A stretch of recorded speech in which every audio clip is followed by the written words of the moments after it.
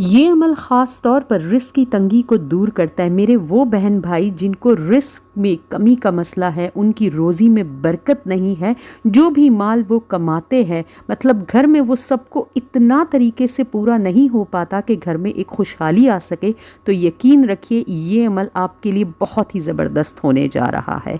बिस्मिल्लाहिर्रहमानिर्रहीम, अस्सलामु अलैकुम। इस अमल के बारे में मैं आपको बता दूं कि ये अमल कुरान और सुन्नत से साबित नहीं है। ये बुजुर्गाने दीन और औलियाए कराम के अपने मुशाहिदात और तजर्बात से जो हमें अमल मिलते हैं, ये उनके सिलसिले की एक कड़ी है। मैं अपना जो भी अमल बताती हूँ पहले से ही आपको आगाह कर देती हूँ कि कौन सा कुरान और सुन्नत से साबित है और कौन सा औलियाए कराम और सहाबा कराम या जो भी इस नस्बी सिलसिले से कड़ी से जुड़े हुए लोग हैं जो कि अपने मुशाहिदात और तजर्बात से हमें सीना बसीना मिलते चले जाते हैं, ये भी मैं आपको बता देती हूँ आपकी मालूमात के लिए।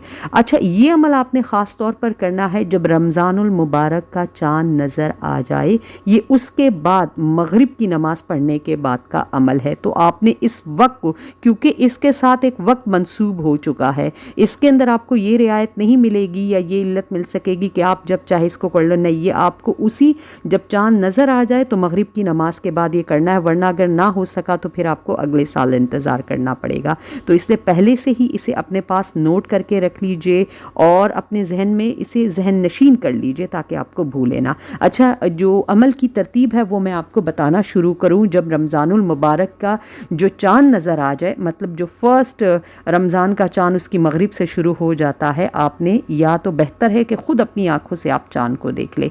अगर ऐसा मुमकिन नहीं है, घर आजकल के ऐसे बने हुए हैं कि चाँद नहीं देख सकते, तो फिर ऐसा बंदा जिसने चाँद देखा हुआ हो, या आजकल तो बच्चे फायर शुरू कर देते हैं, उससे भी कंफर्मेशन हो जाती है कि रमज़ानुल मुबारक का चाँद नज़र आ गया है। तो फिर आपने पहले क्या करना है, आपने पहले मगरिब की नमाज के लिए अपना नया ताज़ा वज़ू बनाना है। हम लोग अमूमन इस तरह से करते हैं ना कि असर के वक्त का जो वज़ू होता है उसी से मगरिब की नमाज़ पढ़ते, नहीं, ऐसा बिल्कुल नहीं करना है। आपने फ़्रेश वज़ू बनाना है और बहुत अच्छी तरह से जो वज़ू से पहले की दुआ है बिस्मिल्लाहिर्रहमानिर्रहीम, वज़ू के दरमियान दूसरा कलमा जो शहादत पढ़ते हैं, अशहदु अल्ला इलाहा इल्लल्लाहु वहदहु ला शरीका लहू व अशहदु अन्ना मुहम्मदन अब्दुहु व रसूलुहु, अपने ईमान की गवाही देते हुए ये पढ़ना है। और वज़ू ख़त्म करने के बाद की जो दुआ है, अल्लाहुम्मा अजअलनी मिनत तव्वाबीन वजअलनी मिनल मुत्तताहिरीन, मतलब इसको बोलते हैं वज़ू का खूबसूरत बनाना। जो आप अक्सर अहादीस में सुनते हैं ना, तो उससे मुराद ये होती कि दवाओं और कलमों के साथ अपने वज़ू को किया जाए ताकि ये बेहतरीन हो सके आपके लिए। आपने वज़ू कर लिया, फिर आपने जो आपकी मगरिब की नमाज़ है जिस तरह से आप उसे अदा करते हो, आपने उसी पैटर्न से अपनी नमाज़ पढ़ लेनी है। फिर उसी मुसल्ले पर आपने बैठे रहना है, बात वगैरह नहीं करनी आपने, और आपने पहले 11 मरतबा दरूद शरीफ पढ़ लेना है।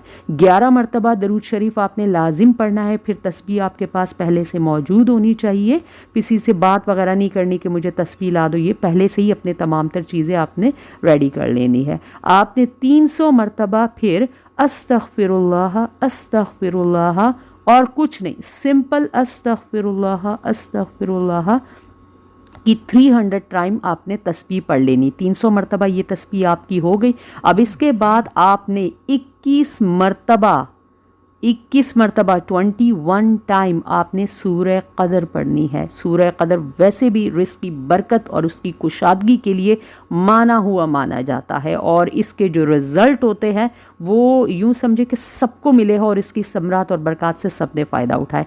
तो 21 मरतबा आपने सूरह क़दर पढ़ ली, ये कोई लंबा नहीं जाता। आपने ये कर लेने के बाद कुरान शरीफ आपने राहिल में रखा हुआ होगा, आपने सूरह फ़तह 3 मरतबा पढ़ लेनी है। सूरह फ़तह मैं आपको बता दूं, कुरान की जो सूरत नंबर है इसका वो 48 है, 48 है, और ये 26 पारे में कुरान शरीफ के मौजूद है। आपको इतनी सहूलत भी मैंने दे दी, ठीक है। इस तरह से आपने ये मदनी सूरतों में ये शामिल है। आपने 3 मरतबा सूरह फ़तह पढ़ लेनी है। इसके बाद आपने 11 मरतबा दरूद शरीफ पढ़ लेनी है। अब आपका अमल ख़त्म हो चुका है और आपने हाथ उठाकर बारगाह इलाही में हाथ जब उठाए तो चादर इतनी बड़ी होनी चाहिए कि आपके हाथ जब उठाए तो उसके अंदर छुपे हुए होने चाहिए। बड़ी चादरें अपनी नमाज के लिए इस्तेमाल किया करें। मैं सबको पहले से ही बता देती हूँ, ये जो छोटे छोटे स्टॉलर्स होते हैं ना, इनमें नमाज मत पढ़ा करें, क्योंकि हमारे जिस्म और जिसामत उसमें सही तरह से छुपते नहीं है और हमारे जो पर्दे का वो लिहाज है वो इस तरह से हो नहीं पाता है।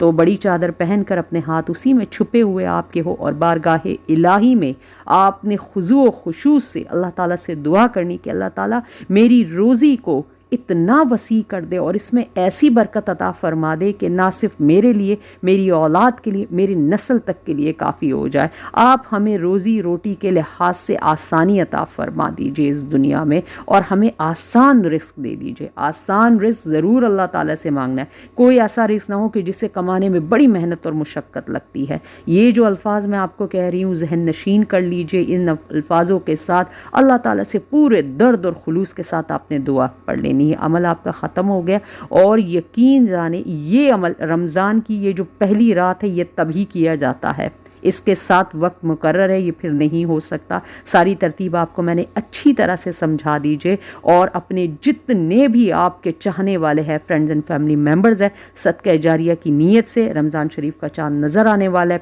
पहले से इस सबको जो है ना ये शेयर कर दीजिए ताकि सब इसकी तैयारी पहले से कर ले और अपना जहन बना ले, ताकि पाक साफ बावजू होकर अगर लिबास भी साफ़ सुथरा पहन लिया जाए ना तो क्या ही कहने हैं। तो इन चीज़ों का आपने ख़ुद ख्याल रखना है। अमल आपके साथ मैंने शेयर कर दिया है और अल्लाह ताला आपको जज़ा दुनिया और आखिरत में दे और सबकी रोज़ी रोटी को अल्लाह ताला उसके लिए ना सिर्फ आसान फरमा दे बल्कि बरकतों और अपने फजल और करम से उसे जो है ना भर दे। दोबारा आपकी खिदमत में किसी नई इन्फॉर्मेशन के साथ हाजिर होंगी, लेकिन उससे पहले अगर चैनल पर नए हैं तो सब्सक्राइब कर लीजिए। वीडियो को अगर अभी तक से लाइक नहीं किया गया तो ज़बरदस्त सा लाइक दे दीजिए। इजाज़त चाहूँगी। अल्लाह हाफिज़।